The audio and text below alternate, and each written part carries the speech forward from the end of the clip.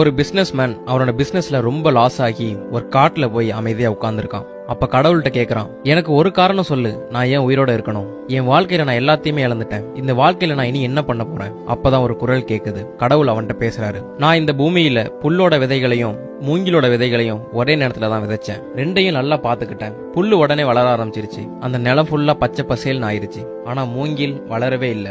ஒரு சேஞ்சுமே அதுகிட்ட இருந்து தெரியல. ஆனா அதை நான் கேர் பண்றதை நான் நிறுத்தல. புல்ல எப்படி பாத்துக்கிறனோ அதே மாதிரிதான் அந்த மூங்கிலையும் பாத்துக்கிட்டேன். ஒரு வருஷம் ஆச்சு, மூங்கில் வளரல.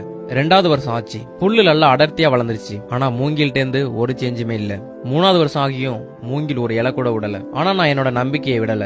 அதுக்கு எப்பவுமே தண்ணி விட்டுக்கிட்டு இருந்தேன். அதை பத்திரமா கவனிச்சுக்கிட்டேன். 4வது வருஷம் ஆகியும் அது வளரல. ஆனா 5 வருஷம் கழிச்சு மூங்கில் விதை முளைச்சது.